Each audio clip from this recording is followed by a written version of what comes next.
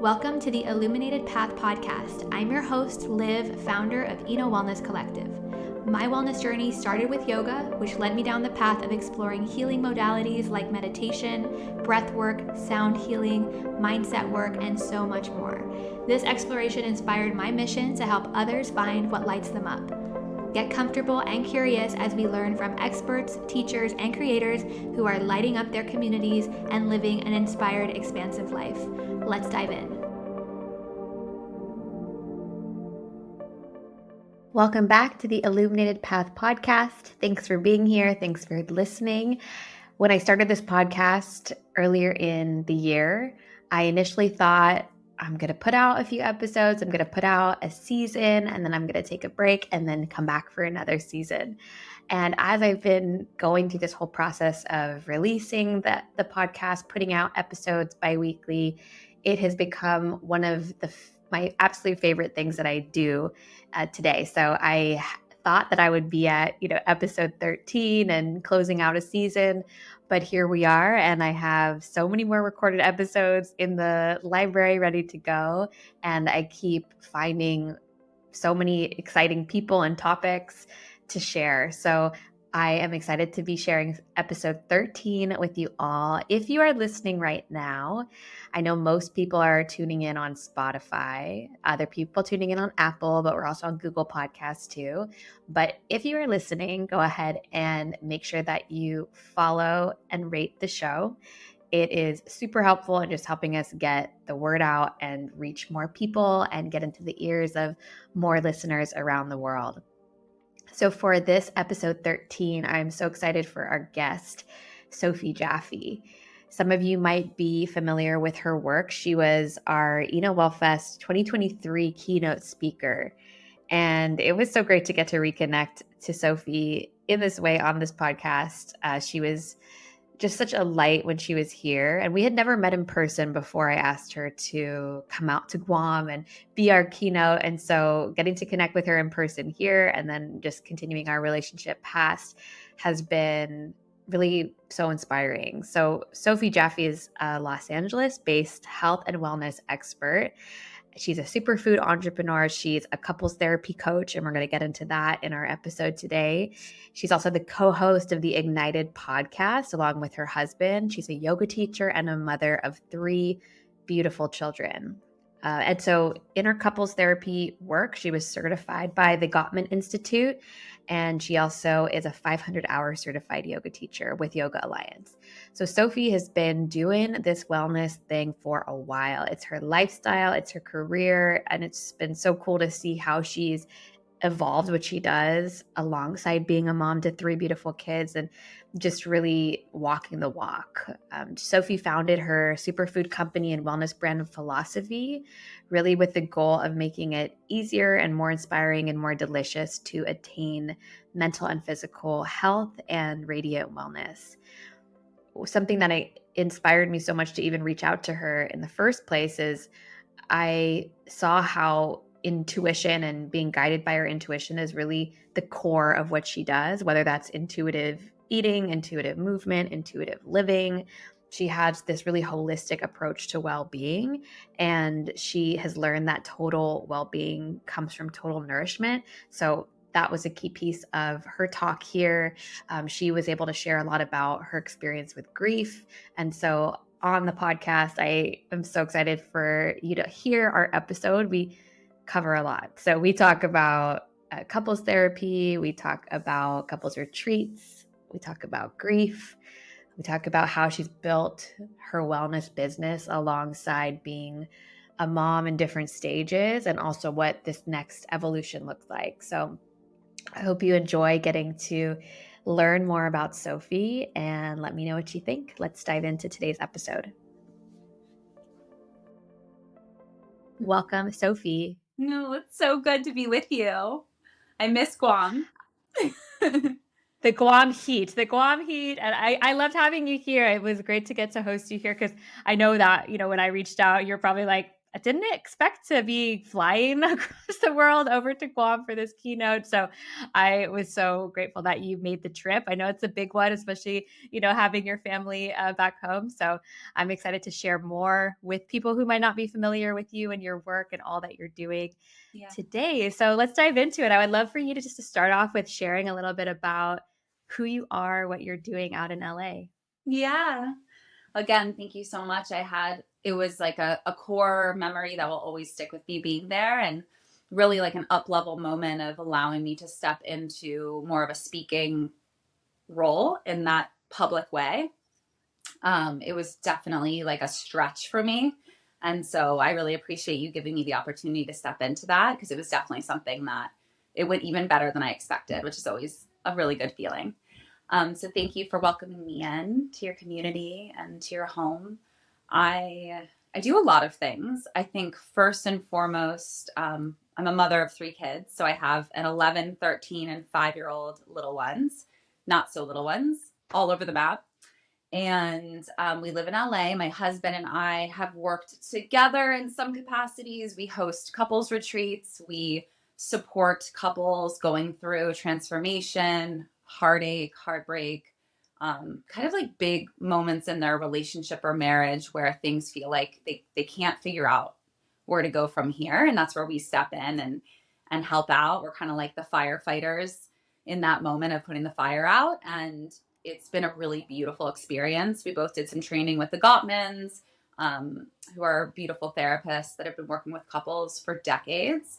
And besides for that, on my own, I've been leading retreats for 12 years now, called yoga retreats, but it's so much more than that. I have a superfood company called Philosophie that I've been loving on. I founded 11 years ago. And yeah, it's just been this beautiful evolution, very organic evolution. And so, yeah, that's kind of like the long and short of it. I see clients one-on-one. I love guiding people and helping people get through those sticky transformational times in their life.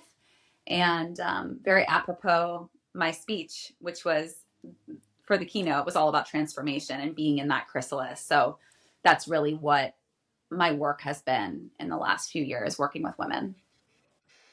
I resonate so much with all of that you do, because I remember looking at, all of the different offerings that you have, and I'm the same way, right? I'm like, I don't just do one thing. I like to do a lot of things and have a very like full life, whether that's business or family. So I love that you're so multidimensional, and you also support women through that transformational time, which is so special to get to witness people when they're ready to make a change or take a leap or just do things differently. So I know that you mentioned you've been, you have Philosophie for 11 years, been doing retreats for 12. So where did your wellness journey, where would you say you became more conscious of it and really started to explore this path?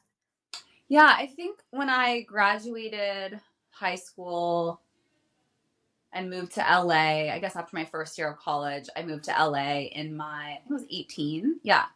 And I just kind of had a light bulb moment of like, oh, I get to decide what goes in my body.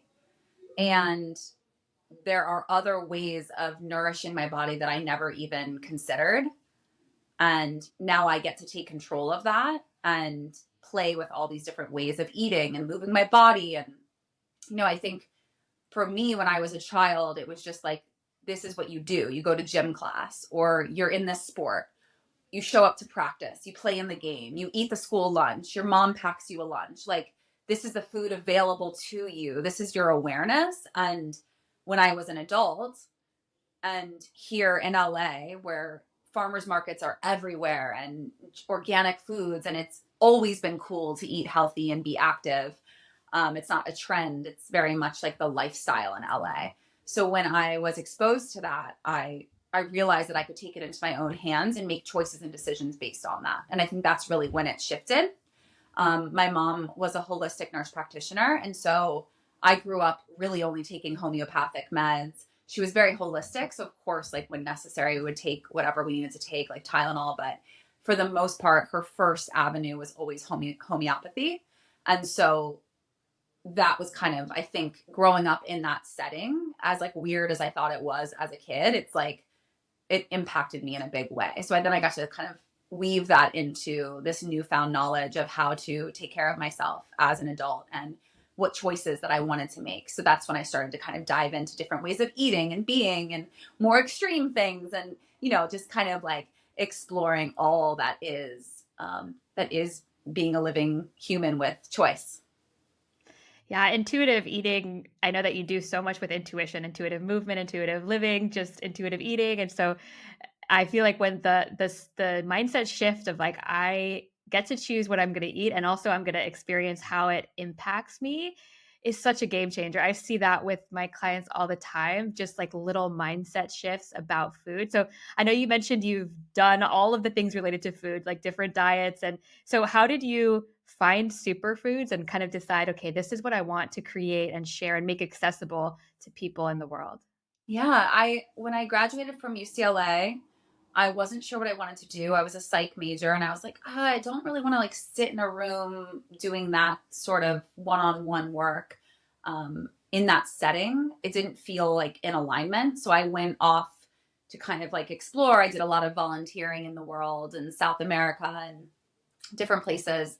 And that definitely lit me up, but I still wasn't sure what I wanted to do. So when I got back to LA after those trips, I wandered into this juice bar in Hollywood down the street from where my parents lived. And I just like kept finding myself spending time there and like asking questions and reading books and just getting to know that sort of lifestyle as a raw food like juice bar where they also serve food. And I was like, are you guys hiring? Like, I'm always here anyway. Like, can I just get like a 10-hour a week job? And they're like, funny you ask. That's all we have available right now. So I came in under that like 10 hours a week. And then within 6 months, I was managing the place. I was there 60-hour weeks. You couldn't get me out of there. It didn't feel like work. And I was soaking up all the knowledge about superfoods and raw foods and just all of it, just that holistic wellness from within. And I not only noticed the difference in my own body, but I noticed the difference in all the people coming in and the shifts and changes as they made shifts and changes, and unique for different people, right? Like one person maybe was vegan forever and eating all these soy-based fake meats and, just different like adjustments to what they were normally eating, but it wasn't necessarily with like a holistic, well-rounded meal plan. It was much more just like swapping this for that. And I noticed that they were like breaking out or like gaining weight or bloated or holding on to water. And it was like, it's so much more. If you want to really eat clean and healthy, it's so much more than like not what you're avoiding, but instead like, what are you bringing in and making sure you're getting a saturation of beautiful nutrients, not just depriving yourself of the things that you deem to be bad. Right. So that was a really good lesson for myself to witness that in the customers. And then also in myself, like the superfoods, the way they made me feel. And it was really like the essence of these cleanses we were doing during the time, and just the way people would just be so much brighter and more energetic. And yeah, it just was just so affirming that these are really powerful foods from all over the planet. And so I fell in love, and that's when it really started. I love the superfoods that you have created. I have them in my house. I always love like all the different recipes that you can do with them as well. Obviously, I put them in smoothies, but yeah, you can put in pancakes. You can make different all on your yogurt, all different things that you can make with them. I love how it is. Yeah, it's an accessible way to get those type of nutrients in. Yeah. And I know you talk about like that, just inner radiance and being able to have that sort of glow. I'm sure that you were able to see that from people that were coming in and like clients that you're starting to support as well. And I can totally see you starting off in that 10-hour job, 10 hours a week. And then all of a sudden you're running the place and then you're taking off with it. So what came after the juice bar? How did your evolution into coaching and even yoga start? Yeah, I actually, while I was working at the juice bar, during the beginning part, I was doing my yoga teacher training. So I did my first 200 hours in Venice. My teacher, Tamal Dodge, and just this cute little Hawaiian dude who just has the best vibes, just all love. And that's when I really got like the base of my understanding with yoga. And then throughout the next few years, I did another 200-hour with Baron Baptiste, which was power yoga and, different than what I learned with to mull, but like simultaneously came together in a beautiful, relationship where I then got to make it my own. I was also a personal trainer at Equinox during that same time. And so I was using my knowledge and love of power and strength and combined it with yoga to create this practice that felt really strong, but also spiritual and also with the softness of yin. And that's really when I started to create my own version of what intuitive movement looked like. And yoga was definitely like the heart of that, but I also would string in different layers of like strength and power so that you can really like build your heart rate up and feel strong in your femininity. So yeah, that's when it started, was during that time at the juice bar. Was doing all of it. I was just like, I was out of college and I'm like, what do I want to do? What do I want to be? What brings me joy? And then I just kind of followed that. Yeah, and I love how, it's not a career for you, it's your lifestyle, right? Like you love the food piece, you're going to make that a part of what you do. You love the movement piece, you make that a part of what you do. You've been, in this wellness lifestyle world for a while. So from the movement, from the juice, from the retreats, I know you've been with your husband also a long time, so he was part of this journey as well. Yeah. So how did that evolution happen then from working one on one with women, right, to then also deciding let's collaborate, let's partner, let's do something together? Yeah, I was hesitant for a while doing something together because our personalities are pretty different. And I was a little skeptical to do something together. And so we started our podcast, was one of the first things that we did together. We had a podcast, Ignited. He still does the podcast for 4 years. And we delved deeply into relationships and love and heartbreak and what was going on with us. And we bring in wellness, health, spiritual, like all of it. Beautiful guests. And it was really, really powerful for a while. And then during COVID, I just was like, I can't do this one more thing. So I kind of pulled away from it. But it was an incredible experience to share and challenging. And then I'd say like maybe 7-8 years ago, we started doing our first retreats together. And that was, it's really like medicine work. Like it's the deepest offering. Like when I go teach women at a retreat, it doesn't even really feel like work. But with couples, it's just like, there's so much, like I can see myself in them and I learn so much. And it's just like forcing me to want to be better and do better for myself and my family and my own life and my relationship. So yeah, it's like always one of those things where we love offering the retreats, but it's also so intense that it takes a while to recover from it for us because we give our whole selves. It's extremely vulnerable work because we're sharing so much of our own experience. We're not just guiding them and teaching them what to do. We're like, this is where we've suffered and this is how we got out of it. So, in order for me to do that, I have to go back to those parts of myself. And so it's hard. It's like going back into the wounds so that I can share the medicine from it. So that's work we've done. And it really does feel like the deepest heart offering to offer these retreats, which is why we don't do them as much anymore because they're just a lot. And then we have an online group that we lead every other Sunday for 90 minutes. And that has like around a dozen couples in it. And we guide them through, different healings. And really it's just a place to show up and be as you are. And we're in our second year of that. It's a really nice online offering. So it's virtual and not like so committed. Yeah. Wow, that's awesome. I can imagine the retreats being heavy because everyone always comes to retreats for a different thing, but especially couples coming, they're probably at a point where, Yeah. okay, we need this kind of support and intervention. So I guess what kind of themes do you see with couples that come to you? They obviously probably look at you and your husband as like, okay, they can be my guides. They've been through things as well. So what are the themes that you see of why people choose a retreat as sort of their next step? So oftentimes, because my husband and I have shared very openly about things that we've gone through in our relationship, which have only made us stronger and made us who we are now. But like we both went through cheating on both sides and we both went through We grew up together. We've been together 20 years.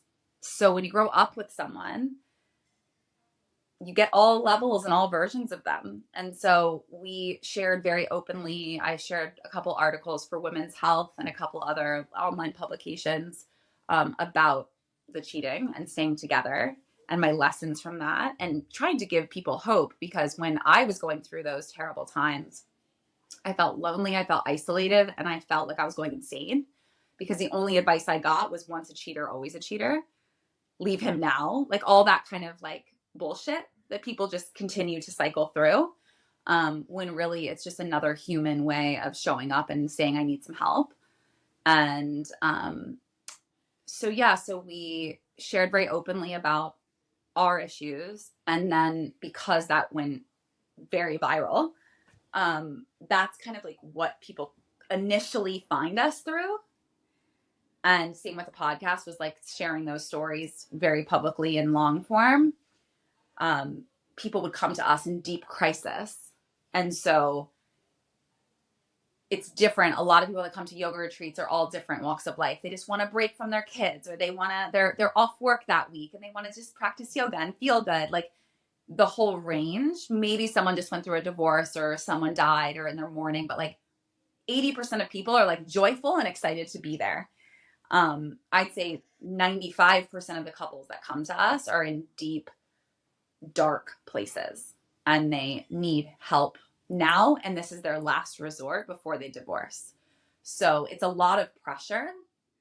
And it's also all we can do is be who we are and share our resources and our tips and our tools and our hearts. And I mean, I'd say 90% of the couples are in incredible places after these retreats or working with us. Sometimes people discover that after this deep work, like that's not their person. And maybe one person isn't willing to work or show up the way they need them to. And that's okay. Or maybe they can't get over the heartbreak, right? And that's beautiful to own that. So regardless of how it ends up, they always end up more true to themselves and knowing what the next path is, versus the confusion of just like, I don't see an end in sight, or I don't see like a light at the tunnel, end of the tunnel. Mm-hmm. Yeah, clarity from retreats is so powerful, and whether it's any direction, right? It's like, I need to make this step, or I need to go this path.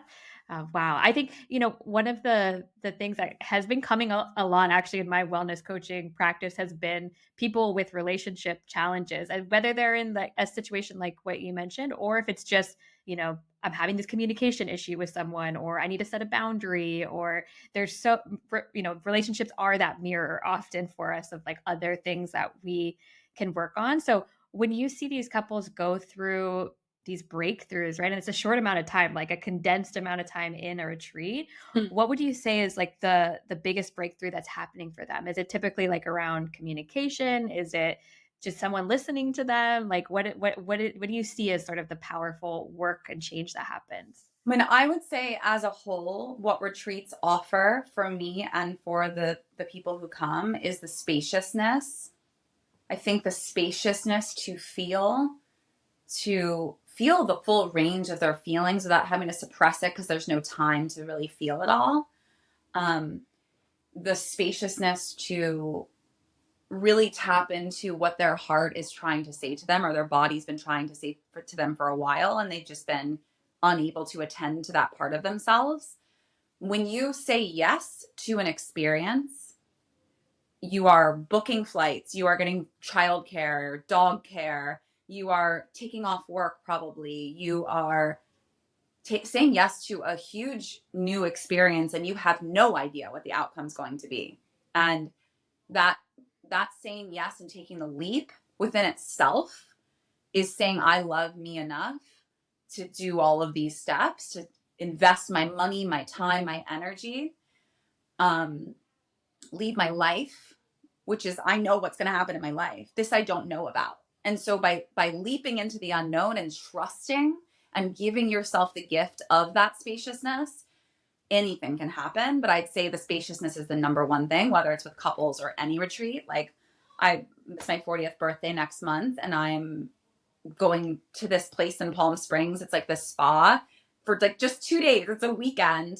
But all I want is spaciousness. All I want is to be able to just feel, be in nature, not have anywhere to go or anywhere to be except for my own clock and my own needs and desires.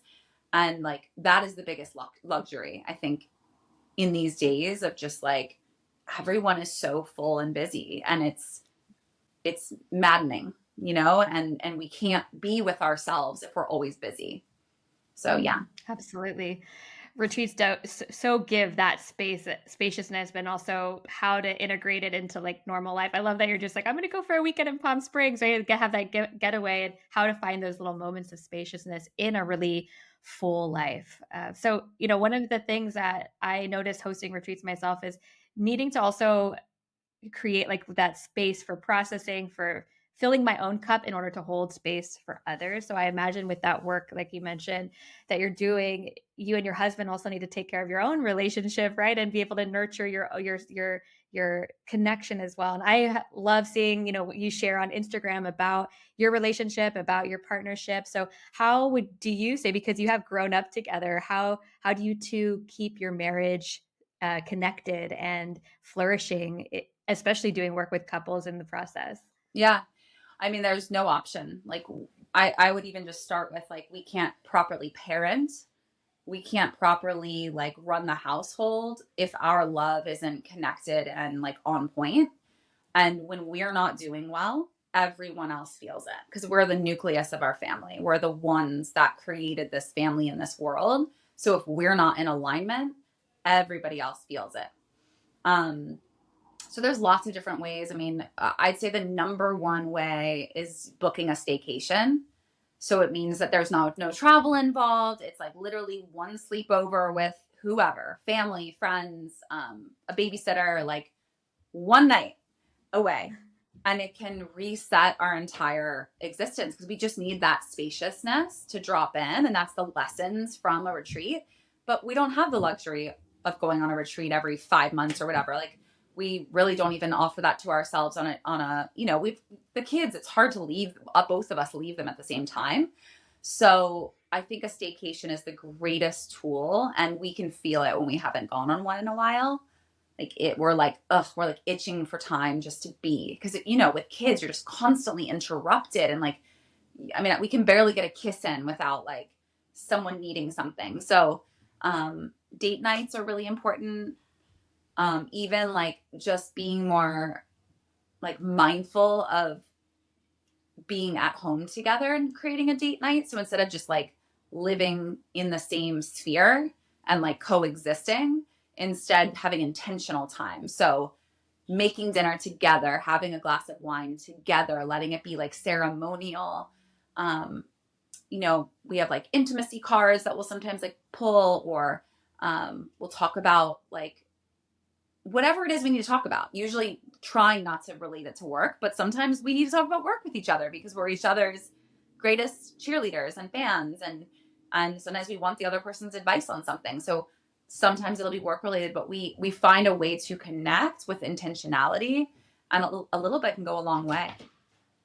Absolutely. Yeah, I think I always get into the habit of asking, one of the first questions when my husband comes home of like, how was your day? Right? How was your work day? But like, I'm always challenging myself to go deeper than just the work day, right? And what Right. happened and how it was, but to really Right. have that intentional time outside of the house as well as in the house too. Like a staycation might not be like the most realistic for everyone, but like even going on a walk together and like walking our dog or walking in the neighborhood and then like connecting without our phones and just 20 minutes of just us time is great. And even if the kids are there and they're scootering or biking behind us or in front of us, like we at least are getting little moments of like usness. And I think that that's really what it is how can you create intentional spaciousness to just exist as you are without the outside world telling you what they need. Definitely. So one of the ways that I actually found you initially was through listening to podcasts that you had about motherhood. And I was so drawn to it because I was very pregnant at the time. And I was thinking about postpartum, how am I going to do business and babies and like all of this. And I remember just being so in awe of how you talked about support and how you balance both sides of being a mom and being a like the glue of your family, alongside having this very full, like, thriving business. So I would love to hear where in the process you started to have kids and your evolution, and then how that's evolved now as they've gotten older and you've had your businesses on the side. Yeah, I had my first Kai at 26, and it was the very beginning of Philosophie. He would come with me and do demos. Like, I'd go into Air One with like him on my pouch, just like on my chest, like giving out samples. Leo, I had at 28, and we were still like dead broke, living in a small apartment, just really working ourselves to the bone. And at that point, I really didn't understand the concept of postpartum care. I didn't really understand that I wasn't supposed to just go right back to it once the baby was out. So then with Noah, I learned I was more mature. I was older. I was 33 when I had her. And it was a whole different ballgame. Like, third rodeo, like, I'm like, I cannot do that again. So I hired a postpartum doula. I made sure there was food prepared, just like set myself up for success. Um, I think if you have a mom in your life that, you would be open to having them in your life, I think that could be a really beautiful, nourishing, cyclic, healthy thing to create. It was too complicated with my mom at the time, but I regret that. I do wish that she was there for, at least for Noah's time postpartum. But we were going through our own stuff with like mother wounding and me healing from that. So yeah, I think like family, friends, setting up a meal train, like that's the first thing I do for people that I know are about to have a baby is I set up a meal train and make sure that they're taken care of, whether they're sending Uber Eats or Postmates or like whatever, dropping stuff off. Like, the least amount of impact on the family who's having the child. Like, they don't have to give anything. They're not entertaining you. You just leave them food and nourishment. I think that's the greatest gift you could give someone who's about to have a baby. But yeah, I think I had to learn the hard way. Like, I went right back to work after Kai and Leo, and it almost killed me. I think because I was so young is why it didn't, but it was rough.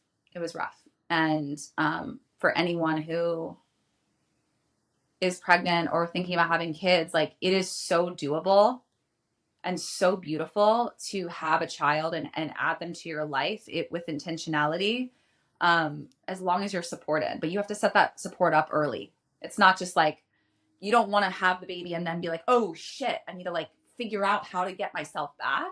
Set it out ahead of time. Have schedules for when you're going to get away and go to yoga. Like, I would just go to Equinox and like go in the steam room and just cry because it was just so intense. And it was like my 1 to 2 hours, a few times a week where I got to be alone and really feel it all. And it was just very overwhelming. So you're not alone. There's a community of women in your life that want to help and support. We're meant to do this together. We're not meant to do this alone. So leaning on your sisters and know that you're always there. Like, energetically, I am always giving to the other sisters in my community because that's all that I wanted when after having kids, and it was really hard for me to ask for help. So, another mom in my community, like, I gave her a free women's circle, like, entry to my women's circle, and just like I paid for it. She came over and like got a bunch of my clothes that like I was selling, but I was like, just take them. And I just gave her like hundreds of dollars worth of beautiful clothes so she would just feel beautiful. And set up the meal train for her. And like, we're not that close of friends, but it's just like the energy of giving and knowing that it's just going to go to the next mother and the next mother and the next mother and the next. It's just like the least we can do for one another, especially in our like disjointed society, Definitely. I remember when I was pregnant, like, really, like, all of the friends I had, or even like not even that close of friends, like, were really coming out of the woodwork asking, how are you doing? How are you feeling? Are you, like, just so Amazing. much support. And also right after, like, and, you came here to Guam and Sky was only 8 weeks. He was like fresh. I was like freshly postpartum for, Crazy. Wellfest. But at that time, people were asking, yeah, how can I help? Can I bring food? And for me, I was like, if there's any way that you want to help me, it's food. Like Yeah. bring the food, bring the nourishment. Yeah. And so yeah, finding that, and most of my closest friends don't even live here on Guam. So it really is that like virtual, sharing, checking in, like a little WhatsApp text here and Yeah. there really goes such a long way. Well, and also you don't have to live near the person. Like you can send Yeah, an Uber Eats gift card. Like you can send like totally. it helps so much. Like but you have to be able to ask. And then when people ask if they can help, you have to have the clarity of what it is you need because they may ask, "Can I help in this way?" and that actually wouldn't serve you. Really what I need you to do, I need a nap. So if you can come over and just take the baby on a walk and let me sleep, like people want to help you. People especially want to help their powerful friends, their strong friends. But if you don't let them in, it's not going to happen. Totally. I'm like, yes to that. So you have your business alongside these three beautiful babies. But when you mentioned that after that your second, it was very a challenging time. It was really hard. But did you ever have that time of like, do I want to go back to work? Did you always know like I'm gonna have my work and I'm gonna keep this going? Or was there ever a point within the three that you were leaning towards like I'm gonna take a break or I'm gonna have kind of a different season this Yeah, time? we didn't have the luxury. Like I was bringing in the money. I was the breadwinner. It was a lot of pressure. Um yeah, no, there was no I didn't have the luxury of saying, "Huh, I wonder if I can like just take a little break here." There was no option. Like we wouldn't have survived without my contribution. So now I'm at a point where my husband is working much much more after my mom died because I was like, nope, I'm not working at this capacity anymore.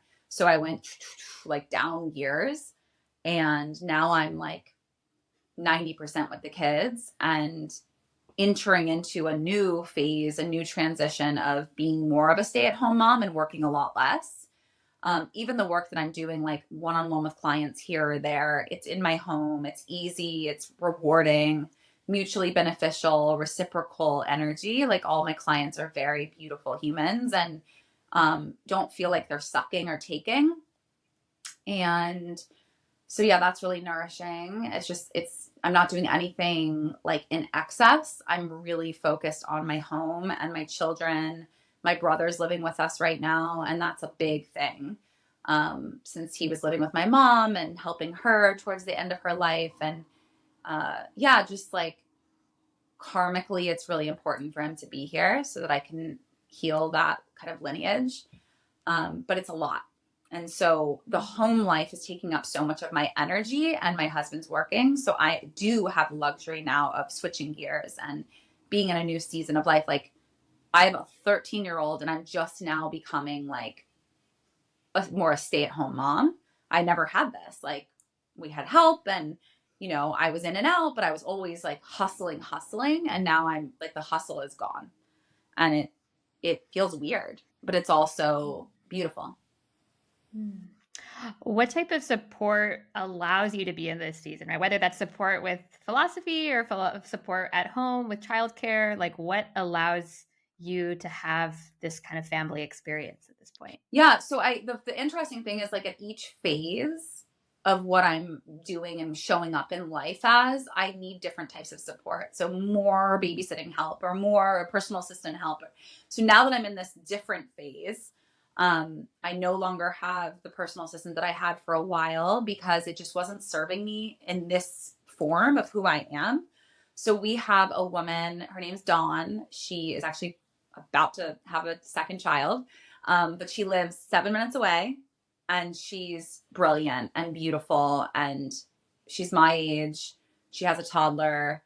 But she's just like super on it and loves our family and loves a D&I and knows like what we do in the world and respects it and holds space for that. And has the capacity to hold the fullness of our lives without feeling overwhelmed, which is really important if you're going to work for someone. Like know that you can hold all of their stuff. So she's up here a few hours a day, like maybe 5 days, 4 or 5 days a week, and she just gets stuff done. She looks at our mail, she looks at our bills, she helps us deal with insurance stuff, doctor's appointments, like any of those things. She's in my email, so she's kind of acting as like my family assistant. But then my works, I don't really need a work assistant as much. Like she'll kind of look at things with my calendar, but otherwise, like I've got it. And I think it actually serves where I am right now to have more of that control.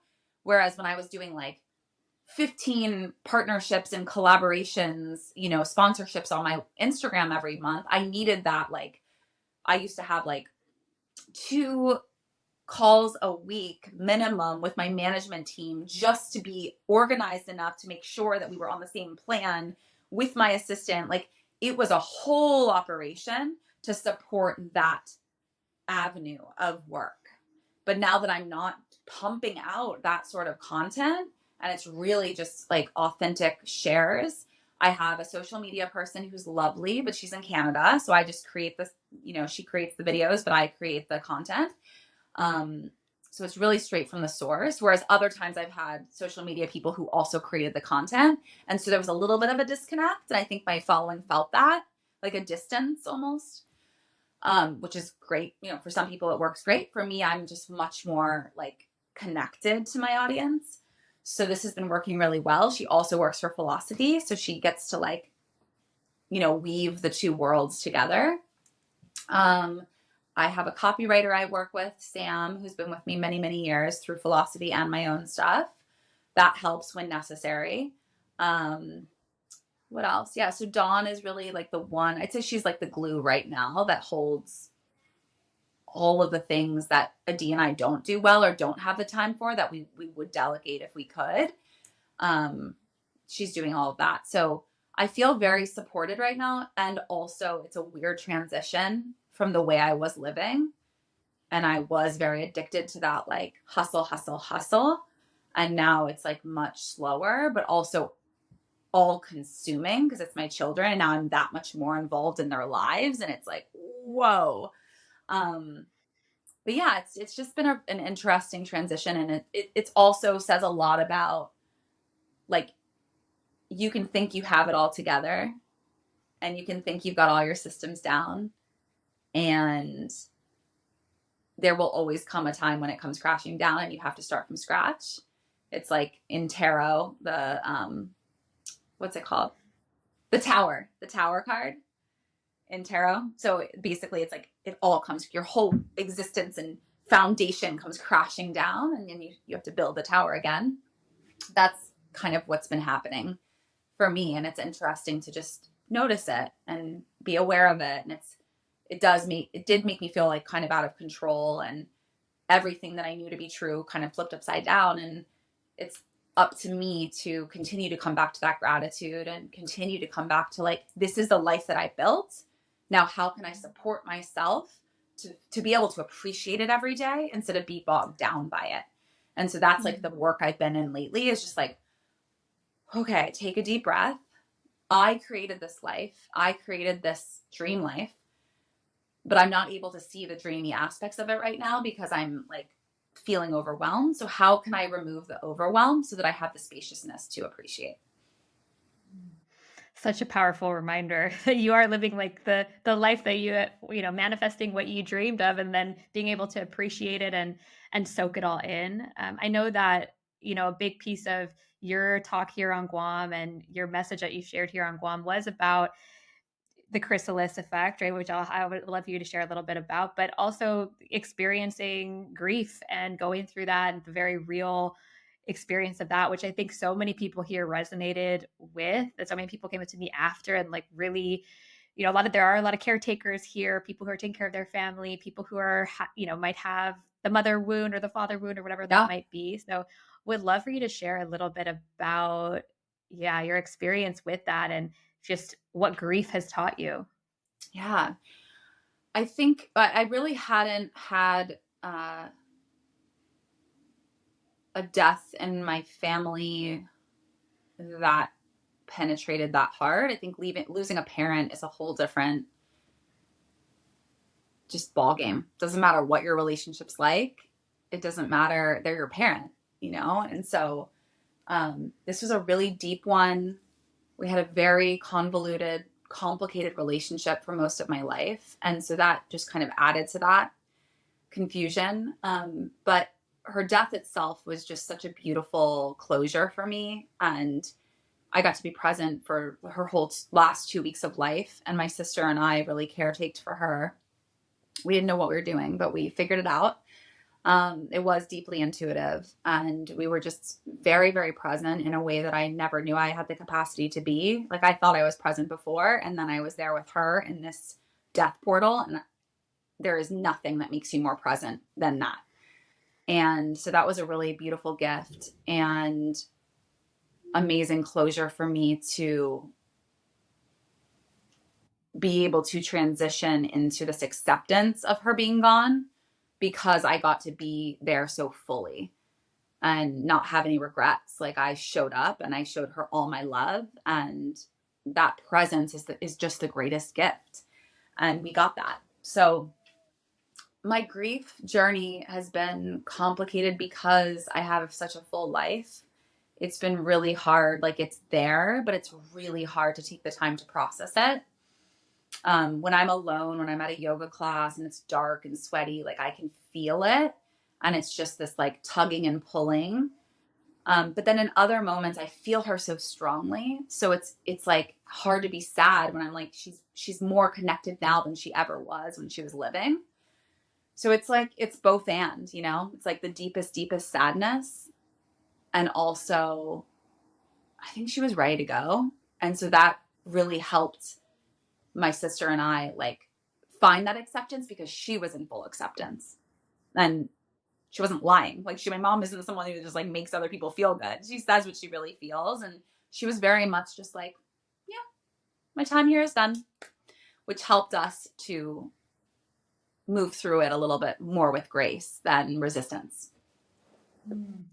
Yeah, and being able to be there for those last 2 weeks and being there and with your sister, I'm sure also created such a bond with her as well. Like, really being there for the final days, minutes, right? That most people don't get that. So that is, I guess, a closure, a beautiful closure. I mean, I have a little altar in my bedroom, and it's always kind of changing based on the seasons or what I'm feeling or focusing on. But there's a lot of pictures of her and I from childhood, and just beautiful photos of her, like, really at her most alive state. So that's a beautiful way. I wake up every day and I see her and feel her and can hold space for that. I have stuff all throughout my house, just like bowls of hers, like childhood plates. I have like little mugs that I had as a child, and like it immediately makes me think of her. I think just pictures, memorabilia, like little trinkets, like even just like giving my kids homeopathic medicine. Like, every time they call it grandma's medicine, because that's like what they would, when she'd be visiting, she'd give them homeopathic. And so it just became grandma's medicine. So that's really beautiful because it's like an energetic frequency that they receive, and they feel her. And like, every time they're sick, I want to text her. Every time there's something off, I want to ask her like what to do. And then I remember to go to like the book of homeopathy or go to the medicine and like really like tune into what she would recommend. So that's a way that I get to access her. And then honestly, like, in times of like uncertainty, I can connect to her energy and ask her to support, and she does. And it's immediate. It's immediate. Like, multiple flights where like the one flight, the pilot got on and said, we're going to go back to the terminal. We're not taking off. It'll probably be 3 or 4 hours of sitting at the terminal. I'm so sorry. X, Y, and Z is happening. And we're all like, oh, and I just like tuned into my mom, and I was like, I really want to get home to the kids. Can you please help out? 5 minutes later, he gets back on and he's like, just kidding. We're going to take off in 5 minutes. Wow. We would have had to unload from the plane. He'd already made the announcement. Like, most people just accept that as so, right? Like, that's what's happening. Change of plans. I'm just going to pivot, which is beautiful. Be flexible. But instead, I just tuned into her energy. And in 5 minutes, she delivered. We were up in the air. I was home on time. Like, those types of things. And I'm careful. I'm not like taking advantage of it, it's more just like tuning into her and asking for things just when I genuinely need it, which allow me to connect to her frequency and know that she's always there. Beautiful. Yeah. So I know that there may be some people listening that, have a complicated relationship with their parents, whether that's their mom, their dad, just in general. So do you have any advice, wisdom for those people who might, currently be in a complicated relationship, either with their mom or their dad? Yeah, I had a lot of mother wound work that I did after having Leo, our second, who's 11. I was really angry with her and really upset. And I got to work and did a lot of cord cutting work, energetic work, really just forgiveness and work on myself. And straight up, after I was done doing that like chapter of work, the energy between us became so much cleaner and easier. And she didn't know what I was doing, like logically, but energetically she could feel it. And I needed so much less. For me, it was much more about like, she's never going to be the person that I want her to be. So how can I parent myself and mother myself and nourish myself in the ways that I want from her? And, it's always like these ideas, the grass is always greener. Like, why doesn't she parent me the way this person gets parented by their mother? And I might have been smothered by that. Like, who knows if that's actually what I wanted? But in my mind, why aren't you this kind of a mother to me? Here's all the ways you did me wrong and didn't parent us right. And instead taking responsibility and ownership for my own part in it, and like the weight that I held by like the resentments, and like that's just me holding that. She's good. Like, she is living her life. I'm the only one being punished by that anger and resentment. So really did my own work in that and noticed a big difference in our relationship, which was extremely important, because then when she was dying, I didn't have any regrets, because we did have a beautiful last few years together. If I hadn't have done that work, it would have been a much harder death process. Yeah. Such an important message and reminder that inner work and forgiveness and inner work regardless will change and shift the relationships around you, whether that's your parents or your relationship, your partner. It's your perception of what things should be and what they weren't and what you feel. We are dealt what we're dealt. You don't get to decide. Your pain isn't worse than my pain. Your trauma is not worse than my trauma. It's just not. Here's what we were dealt by our mom and dad, if we were lucky enough to have both a mom and a dad. This is who they are. They are human beings. They're flawed. They came from a very different generation where work was not the norm. And if you went to therapy, there was something wrong with you, instead of now where it's much more accepted to just go to therapy as part of mental health and well-being. And so when you look at things as they are, instead of like your perception as the victim, it's so freeing. It's like, they just did the best they could. They just did the best they could. And it might not be your best, but that's not what we're talking about. We're talking about their best. And instead of holding on to all that anger, really letting yourself process it, and like emotional release or somatic therapy or plant medicine or whatever it is, and like meet them where they are. Because if not, then you're just always going to have this need and expectation that's like very one-sided and unfair to the relationship as a whole, and unfair to like your children and like next generations, right? That's really why I cleaned up my act with my mom, is because I wanted to have a daughter. And I knew that if my line with my mom was unhealed, that it would pass on through my daughter. And the reason my relationship with my daughter is so clean and pure is because of the work I did. So beautiful. And you had a daughter as your third after doing all that work. How amazing. When I was pregnant with the boys, I'm like, I hope it's not a girl, because I'm not ready. Yeah. I wasn't ready. Yeah. I remember finding out that I was having a boy, and I was like, all right, this is the opportunity to heal the masculine side and heal, having a son is something that I really had no idea what to expect. And now that I have one, I'm like, oh my gosh, I can't imagine it any other way right now. But it does force you to take a look at the masculine side for sure. and heal. So amazing. Thank you for sharing all of that. I know it's going to be so resonant with so many people that are listening. So for you and for what's next, I know you talked a little bit about the season that you're in right now, but what else is on your path, your vision, your plan for your next chapter? Yeah, I mean, I love to serve. I love to help people. I host women's circles in LA a good bit, kind of like through Philosophie, like a women's circle or a mother's circle or a moon circle. And I love bringing people together and just sharing, again, that spaciousness to just be and come as you are. So that happens kind of impromptu here and there. And then definitely retreats will be in the works. I like talking to a lot of different people who would like to collaborate. And as long as it's like mutually beneficial, we'll definitely create something. And yeah, you can do one-on-ones with me for now. What else is going on? Yeah, just really like being present to my life.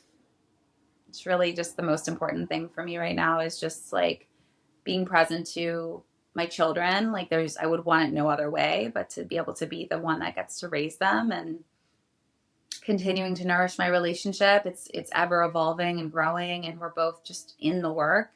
I know this year I'm turning 40 in April. So I really want to like do more things just for me and like maybe go back to some trainings and just like be in that student beginner mind and give myself the time to use that part of my brain, because for so long I couldn't. Yeah, I've been like reading a lot, not like like fiction, and just like very like luxurious soaking up life, you know?